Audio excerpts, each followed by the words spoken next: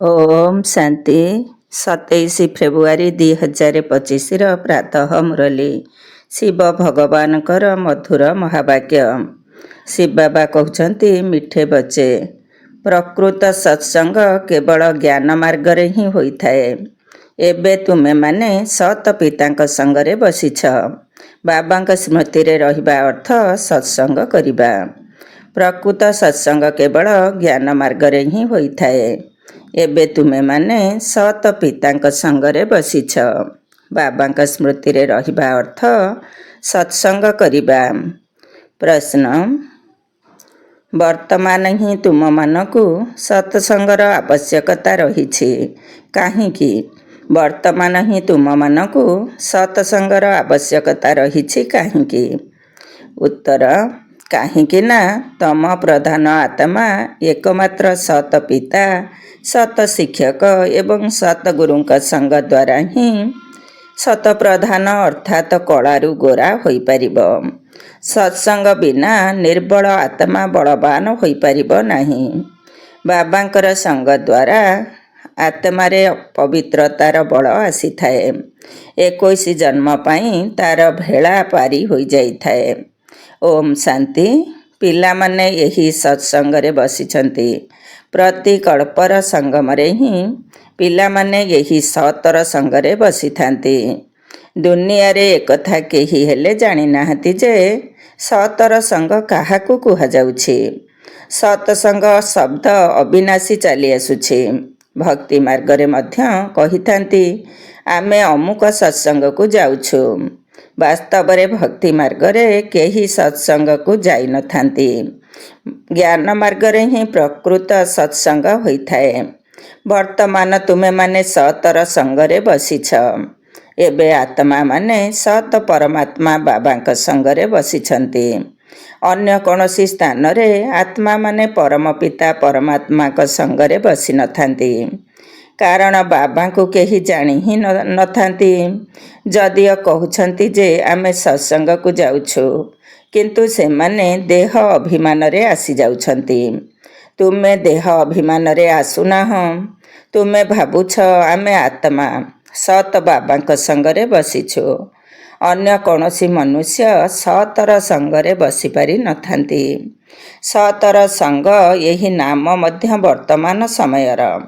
सतर संग एहार यथार्थ अर्थ बाबा बसी बुझाउछंती। तुमे आत्मा माने एबे परमात्मा पिता जे कि सत्य अटंती तांको साथिरे बसीछ। सीए सत पिता सत शिक्षक सत गुरु अटंती। अर्थात तुमे सत संगरे बसीछ। जदियो एठारे अथवा घरे बसीछ, किंतु निजको आत्मा भावी बाबा को स्मरण करुछ।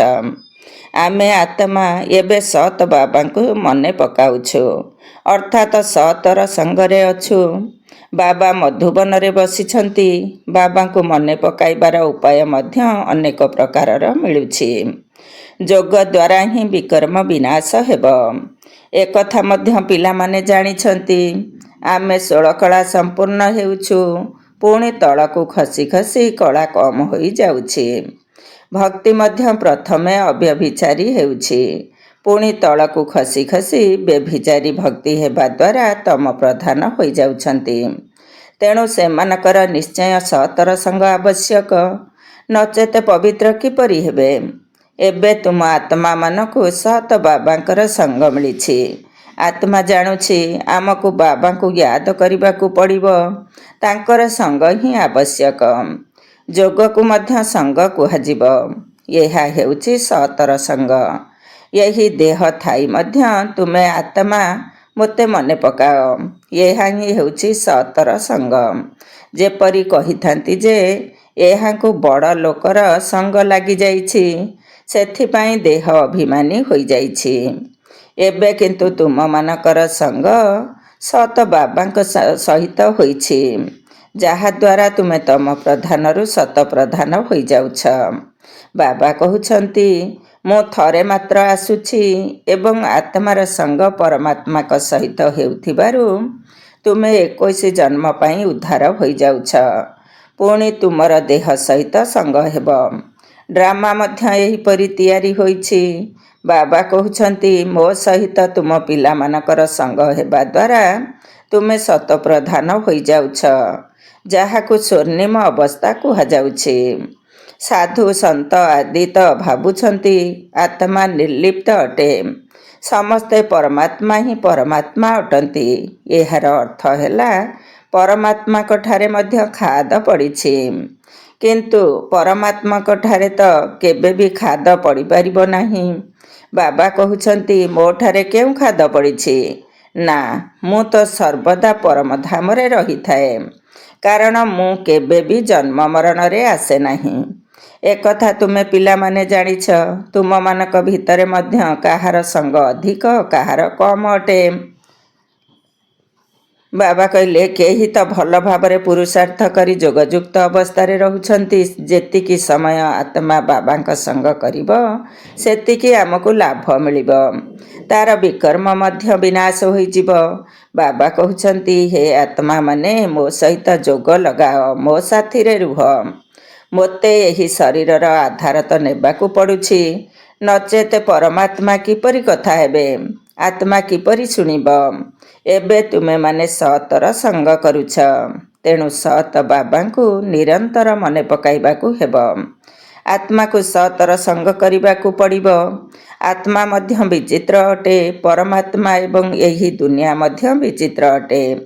ଏହି ଦୁନିଆ କିପରି ଚକ୍ର ଲଗାଉଛି, ଏହା ବହୁତ ଆଶ୍ଚର୍ଯ୍ୟର କଥା। ତୁମେମାନେ ଏହି ଡ୍ରାମାରେ ବହୁତ ବିଚିତ୍ର ଅଭିନୟ କରୁଛ। ତୁମର ଆତ୍ମାରେ 84 ଜନ୍ମର ପାଠ ନିର୍ଦ୍ଧାରିତ ହୋଇ ରହିଛି। ଏହା ଆଶ୍ଚର୍ଯ୍ୟ ଅଟେ। ସତ୍ୟ ଯୁଗର ଆତ୍ମା ଏବଂ ଆଜିକାଲିର ଆତ୍ମାମାନେ, ସେମାନଙ୍କ ଭିତରେ ତୁମମାନଙ୍କର ଆତ୍ମା ହିଁ ସବୁଠାରୁ ଅଧିକ ଅଲରାଉଣ୍ଡର ଅଟେ। ନାଟକରେ କାହାର ଅଭିନୟ ଆରମ୍ଭରୁ ରହିଥାଏ, କାହାର ମଝିରେ ତ ଆଉ କାହାର ଅଭିନୟ ପଛରେ ଥାଏ। ସେସବୁ ହେଲା ହଦର ଡ୍ରାମା। ତାହା ମଧ୍ୟ ଏବେ ହିଁ ରଚନା କରାଯାଇଛି। ଏବେ ବିଜ୍ଞାନର କେତେ ପ୍ରଭାବ ରହିଛି, ସତ୍ୟ ଯୁଗରେ ମଧ୍ୟ ସେମାନଙ୍କର କେତେ ବଳ ରହିବ। ନୂଆ ଦୁନିଆ କେତେ ଜଲ୍ଦି ତିଆରି ହେଉଥିବ, ସେଠାରେ ମୁଖ୍ୟ ପବିତ୍ରତାର ବଳ ରହିବ। ଏବେ ଆତ୍ମା ନିର୍ବଳ ହୋଇଯାଇଛି, ସେଠାରେ ବଳବାନ ହେବ।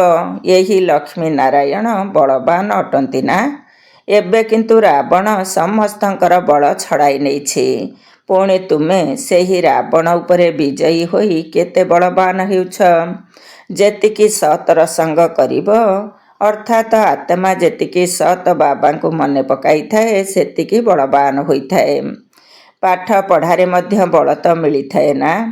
ତୁମକୁ ମଧ୍ୟ ବଳ ମିଳୁଛି। ସାରା ବିଶ୍ୱ ଉପରେ ତୁମେ ହୁକୁମ ଚଲାଉଛ। ଆତ୍ମାର ସତ ବାବାଙ୍କ ସହିତ ଯୋଗ ସଙ୍ଗମ ଯୁଗରେ ହିଁ ହେଉଛି। ବାବା କହୁଛନ୍ତି ଆତ୍ମାକୁ ମୋ ସଙ୍ଗ ମିଳିବା ଦ୍ୱାରା ଆତ୍ମା ବହୁତ ବଳବାନ ହୋଇଯାଉଛି। ବାବା ସର୍ବଶକ୍ତିମାନ ଅଟନ୍ତି ନା? ତାଙ୍କ ଦ୍ୱାରା ବଳ ମିଳୁଛି। ଏଥିରେ ସମସ୍ତ ବେଦଶାସ୍ତ୍ରର ଆଦି ମଧ୍ୟ ଅନ୍ତରଜ୍ଞାନ ଆସିଯାଉଛି। ଯେପରି ବାବା ସର୍ବଶକ୍ତିମାନ, ତୁମେମାନେ ମଧ୍ୟ ସେହିପରି ସର୍ବଶକ୍ତିମାନ ହେବାକୁ ଯାଉଛ। ସାରା ବିଶ୍ୱ ଉପରେ ତୁମେମାନେ ରାଜତ୍ୱ କରିବ। ତୁମଠାରୁ କେହି ଛଡ଼ାଇ ନେଇପାରିବେ ନାହିଁ। ତୁମକୁ ମୋ ଦ୍ୱାରା କେତେ ବଳ ମିଳୁଛି, ଏହାକୁ ମଧ୍ୟ ବଳ ମିଳୁଛି। ବାବାଙ୍କୁ ମନେ ପକାଇବ, ସେତେ ବଳ ମିଳିବ। ବାବା ଆଉ କିଛି କଷ୍ଟ ଦେଉନାହାନ୍ତି, କେବଳ ବାବାଙ୍କୁ ମନେ ପକାଇବାକୁ ହେବ, ବାସ୍। ଆତ୍ମାର 84 ଜନ୍ମର ଚକ୍ର ଏବେ ପୂରା ହେବାକୁ ଯାଉଛି। ଏବେ ଘରକୁ ଯିବାକୁ ହେବ। ଏହାକୁ ବୁଝିବା କୌଣସି ବଡ଼ କଥା ନୁହେଁ। ଅଧିକ ବିସ୍ତାରକୁ ଯିବାର କୌଣସି ଆବଶ୍ୟକତା ନାହିଁ। ବୀଜ ବା ବାବାଙ୍କୁ ଜାଣିବା ଦ୍ୱାରା ବୁଝି ଯାଉଛନ୍ତି ଯେ ଏହାଙ୍କଠାରୁ ସାରା ବୃକ୍ଷ ବାହାରିଛି। ସଂକ୍ଷିପ୍ତରେ ଜ୍ଞାନ ବୁଦ୍ଧିରେ ଆସିଯାଉଛି। ଏହା ବହୁତ ବିଚିତ୍ର କଥା।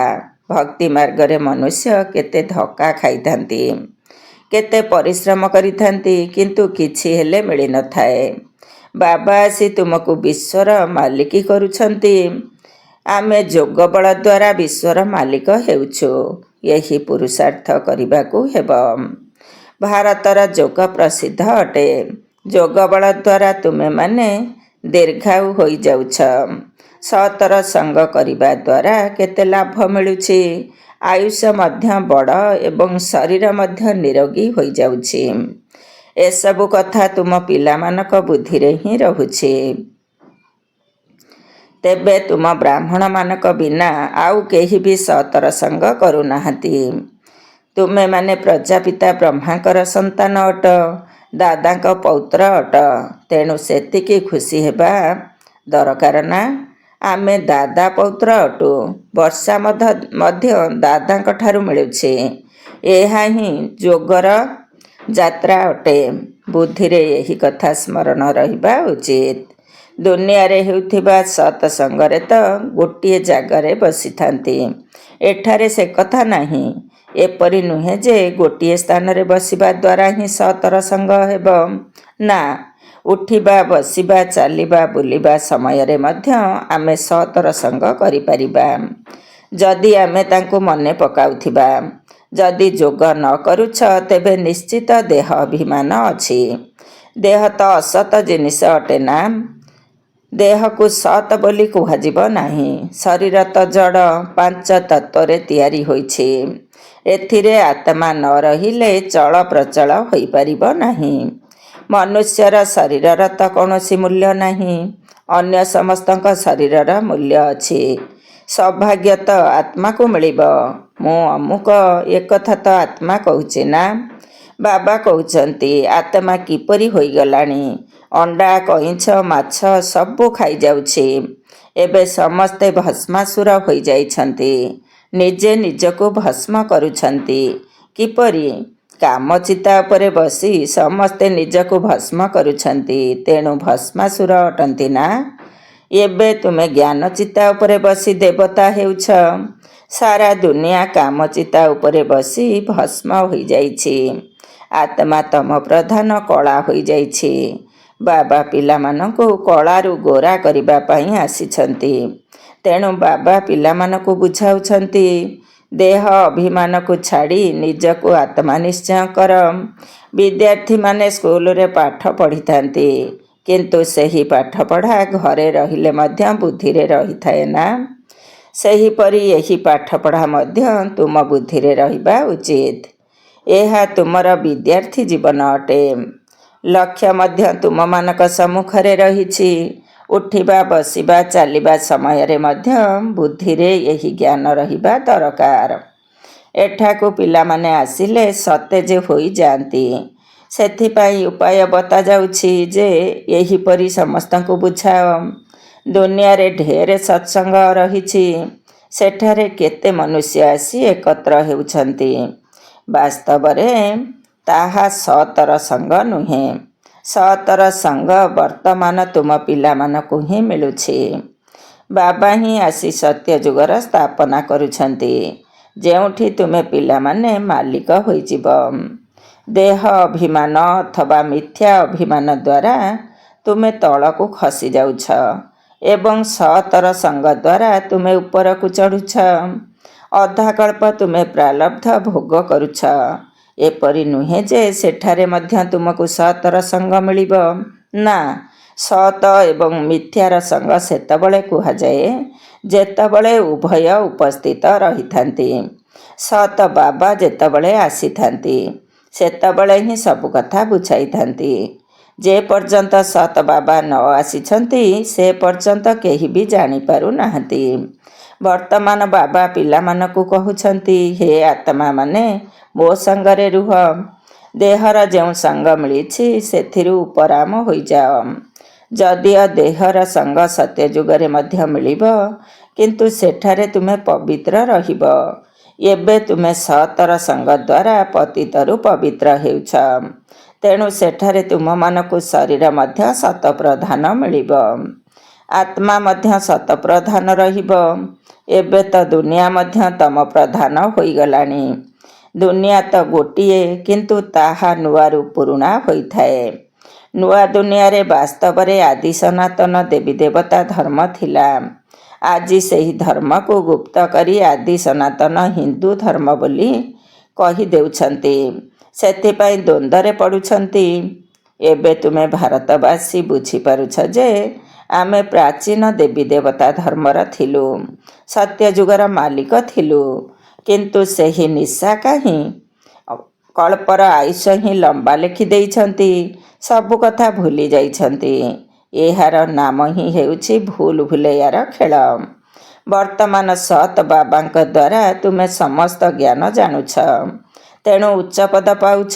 ପୁଣି ଅଧା କଳ୍ପ ପରେ ତଳକୁ ଖସୁଛ, କାରଣ ରାବଣ ରାଜ୍ୟ ପୁଣି ଆରମ୍ଭ ହୋଇଯାଉଛି। ଦୁନିଆ ପୁରୁଣା ତ ହେବ ନା? ତୁମେମାନେ ଜାଣୁଛ ଆମେ ନୂଆ ଦୁନିଆର ମାଲିକ ଥିଲୁ, ଏବେ ପୁରୁଣା ଦୁନିଆରେ ଅଛୁ। କେତେ ଜଣଙ୍କର ଏକଥା ମଧ୍ୟ ମନେ ପଡ଼ୁନାହିଁ। ବାବା ଆମକୁ ସ୍ୱର୍ଗବାସୀ କରୁଛନ୍ତି। ଅଧାକଳ୍ପ ପର୍ଯ୍ୟନ୍ତ ଆମେମାନେ ସ୍ୱର୍ଗବାସୀ ହେବା, ପୁଣି ଅଧାକଳ୍ପ ପରେ ତଳକୁ ଖସିବା ଆରମ୍ଭ ହେବ, କାରଣ ରାବଣ ରାଜ୍ୟ ଆରମ୍ଭ ହୋଇଯିବ। ଦୁନିଆ ତ ପୁରୁଣା ହେବ ନା? ତୁମେମାନେ ଜାଣିଛ ବାବା ଆମକୁ ସ୍ୱର୍ଗବାସୀ କରୁଛନ୍ତି। ଅଧାକଳ୍ପ ଆମେ ସ୍ୱର୍ଗବାସୀ ରହିବୁ, ପୁଣି ନର୍କବାସୀ ହେବୁ। ତୁମେମାନେ ମଧ୍ୟ ପୁରୁଷାର୍ଥର କ୍ରମାନୁସାରେ ମାଷ୍ଟର ସର୍ବଶକ୍ତିମାନ ହୋଇଛ। ଏହା ହେଉଛି ଜ୍ଞାନ ଅମୃତର ଡୋଜ୍, ଅର୍ଥାତ୍ ଖୋରାକ। ଶିବ ବାବାଙ୍କୁ ପୁରୁଣା କର୍ମେନ୍ଦ୍ରିୟ ମିଳିଛି, ନୂଆ କର୍ମେନ୍ଦ୍ରିୟ ତ ମିଳୁନାହିଁ, ପୁରୁଣା ବାଜା ମିଳୁଛି। ବାବା ବାନପ୍ରସ୍ଥ ଅବସ୍ଥାରେ ହିଁ ଆସିଥାନ୍ତି। ପିଲାମାନେ ଖୁସି ହେଲେ ବାବା ମଧ୍ୟ ଖୁସି ହେଉଛନ୍ତି। ବାବା କହୁଛନ୍ତି, ମୁଁ ପିଲାମାନଙ୍କୁ ଜ୍ଞାନ ଦେଇ ରାବଣଠାରୁ ମୁକ୍ତ କରିବା ପାଇଁ ଆସିଥାଏ। ଅଭିନୟ ତ ଖୁସିରେ ହିଁ କରାଯାଇଥାଏ ନା? ବାବା ବହୁତ ଖୁସିରେ ଅଭିନୟ କରୁଛନ୍ତି। ବାବାଙ୍କୁ କଳ୍ପ କଳ୍ପ ଆସିବାକୁ ପଡ଼ୁଛି। ଏହି ପାର୍ଟ କେବେ ବନ୍ଦ ହେଉନାହିଁ। ତେଣୁ ପିଲାମାନଙ୍କ ଭିତରେ ବହୁତ ଖୁସି ରହିବା ଉଚିତ। ଯେତେ ସତର ସଙ୍ଗ କରିବ ସେତେ ଖୁସିରେ ରହିବ। ଯୋଗ ବହୁତ କମ୍ କରୁଛନ୍ତି, ସେଥିପାଇଁ ଏତେ ଖୁସି ରହୁନାହିଁ। ବାବା ପିଲାମାନଙ୍କୁ ସମ୍ପତ୍ତି ଦେଉଛନ୍ତି। ଯେଉଁ ସନ୍ତାନମାନଙ୍କର ହୃଦୟ ସ୍ୱଚ୍ଛ, ତାଙ୍କ ପ୍ରତି ବାବାଙ୍କର ବହୁତ ସ୍ନେହ ରହିଥାଏ। ସ୍ୱଚ୍ଛ ହୃଦୟ ଉପରେ ସାହେବ ଖୁସି ରହିଥାନ୍ତି। ଯେଉଁମାନଙ୍କର ଭିତର ବାହାର ସ୍ୱଚ୍ଛ, ବାବାଙ୍କର କର୍ତ୍ତବ୍ୟରେ ସହଯୋଗୀ ହୋଇଥାନ୍ତି, ସେବାରେ ତତ୍ପର ରହିଥାନ୍ତି, ସେହିମାନେ ହିଁ ବାବାଙ୍କର ପ୍ରିୟ ହୋଇଥାନ୍ତି। ତେବେ ନିଜ ମନକୁ ପଚାରିବା ଉଚିତ ଯେ ଆମେ ସଚ୍ଚା ସେବା କରୁଛୁ, ସତ୍ୟ ବାବାଙ୍କ ସହିତ ସଙ୍ଗ ରଖିଛୁ। ଯଦି ବାବାଙ୍କ ସହିତ ସଙ୍ଗ ନ ରଖିବ, ତେବେ ତୁମମାନଙ୍କର ଗତି କ'ଣ ହେବ? ଯଦି ଅନେକଙ୍କୁ ଏହି ରାସ୍ତା ବତାଇବ, ତେବେ ପଦ ମଧ୍ୟ ଉଚ୍ଚ ପାଇବ। ସତ୍ୟ ବାବାଙ୍କ ଠାରୁ ଆମେ କେଉଁ ବର୍ଷା ପାଉଛୁ, ନିଜ ଭିତରକୁ ଦେଖିବା ଉଚିତ। ଏକଥା ତ ଜାଣିଛ ଯେ ସମସ୍ତେ କ୍ରମ ଅନୁସାରେ ଅଛନ୍ତି। କିଏ କେତେ ବର୍ଷା ପାଉଛନ୍ତି ତ ଆଉ କିଏ ଲାଭ କେତେ ପାଉଛନ୍ତି। ରାତି ଦିନର ଫରକ ରହୁଛି। ଆଚ୍ଛା, ମିଠା ମିଠା ଶିଖିଲ ଦେ ସନ୍ତାନମାନଙ୍କ ପ୍ରତି ମାତା ପିତା ବାପଦାଦାଙ୍କର ମଧୁର ସ୍ନେହ ସମ୍ପନ୍ନ ଶୁଭେଚ୍ଛା ଏବଂ ସୁପ୍ରଭାତ। ଆତ୍ମିକ ପିତାଙ୍କର ଆତ୍ମିକ ସନ୍ତାନମାନଙ୍କୁ ନମସ୍ତେ।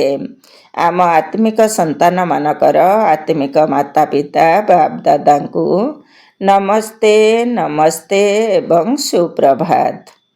ଧାରଣା ପାଇଁ ମୁଖ୍ୟ ସାର। 1 ନମ୍ବର, ତୁମମାନଙ୍କୁ ନିଜର ଏହି ଦେହର ସଙ୍ଗଠାରୁ ଉପରାମ ରହିବାକୁ ହେବ। ଏକମାତ୍ର ସତ୍ ପିତାଙ୍କର ସଙ୍ଗ ଦ୍ୱାରା ପବିତ୍ର ହେବାକୁ ପଡ଼ିବ। 2 ନମ୍ବର, ଏହି ବିଦ୍ୟାର୍ଥୀ ଜୀବନରେ ଚାଲିବା ବୁଲିବା ସମୟରେ ମଧ୍ୟ ବୁଦ୍ଧିରେ ଜ୍ଞାନର ଚିନ୍ତନ ଚାଲିବା ଉଚିତ। ନିଜର ଲକ୍ଷ୍ୟ ଓ ଉଦ୍ଦେଶ୍ୟକୁ ସମ୍ମୁଖରେ ରଖି ପୁରୁଷାର୍ଥ କରିବାକୁ ହେବ। ସ୍ୱଚ୍ଛ ହୃଦୟରେ ବାବାଙ୍କର ସହଯୋଗୀ ହେବାକୁ ପଡ଼ିବ। ବରଦାନ, ଅବ୍ୟଭିଚାରୀ ଏବଂ ନିର୍ବିଘ୍ନ ସ୍ଥିତି ଦ୍ୱାରା ପ୍ରଥମ ଜନ୍ମର ପ୍ରାରବ୍ଧ ପ୍ରାପ୍ତ କରୁଥିବା ସମୀପ ଏବଂ ସମାନ ହୁଅ। ଅବ୍ୟଭିଚାରୀ ଏବଂ ନିର୍ବିଘ୍ନ ସ୍ଥିତି ଦ୍ୱାରା ପ୍ରଥମ ଜନ୍ମର ପ୍ରାରବ୍ଧ ପ୍ରାପ୍ତ କରୁଥିବା ସମୀପୀ ଏବଂ ସମାନ ହୁଅ। ଯେଉଁ ପିଲାମାନେ ଏଠାରେ ବାବାଙ୍କର ଗୁଣ ଏବଂ ସଂସ୍କାରର ପାଖାପାଖି ଅଛନ୍ତି, ସର୍ବ ସମ୍ବନ୍ଧରେ ବାବାଙ୍କର ସଙ୍ଗର ବା ସମାନତାର ଅନୁଭବ କରିଛନ୍ତି, ସେହିମାନେ ହିଁ ସେଠାରେ ରାଜକୀୟ କୂଳରେ ପ୍ରଥମ ଜନ୍ମର ପାଖାପାଖି ସମ୍ବନ୍ଧରେ ଆସିବେ। 2. ପ୍ରଥମ ଜନ୍ମରେ ସେହିମାନେ ଆସିବେ ଯେଉଁମାନେ ଆରମ୍ଭ ସମୟରୁ ଏବେ ପର୍ଯ୍ୟନ୍ତ ଅବ୍ୟଭିଚାରୀ ଏବଂ ନିର୍ବିଘ୍ନ ରହି ଆସିଛନ୍ତି। ତେବେ ନିର୍ବିଘ୍ନର ଅର୍ଥ ଏହା ନୁହେଁ ଯେ ଆଦୌ ବିଘ୍ନ ଆସିବ ନାହିଁ, କିନ୍ତୁ ବିଘ୍ନ ବିନାଶକ ବା ବିଘ୍ନ ଉପରେ ସର୍ବଦା ବିଜୟୀ ହୋଇ ରହିଥିବ। ଏହି ଦୁଇଟି ଯାକ ଲକ୍ଷଣ ଯଦି ଆଦିଠାରୁ ଅନ୍ତ ପର୍ଯ୍ୟନ୍ତ ଠିକ୍ ରହିଥିବ, ତେବେ ଯାଇ ପ୍ରଥମ ଜନ୍ମରେ ସାଥିରେ ରହିବ। ସ୍ଲୋଗାନ: ଶାନ୍ତିର ଶକ୍ତି ଦ୍ୱାରା ନକାରାତ୍ମକକୁ ସକାରାତ୍ମକରେ ପରିବର୍ତ୍ତନ କର। ଶାନ୍ତିର ଶକ୍ତି ଦ୍ୱାରା ନକାରାତ୍ମକକୁ ସକାରାତ୍ମକରେ ପରିବର୍ତ୍ତନ କର। ଓମ୍ ଶାନ୍ତି।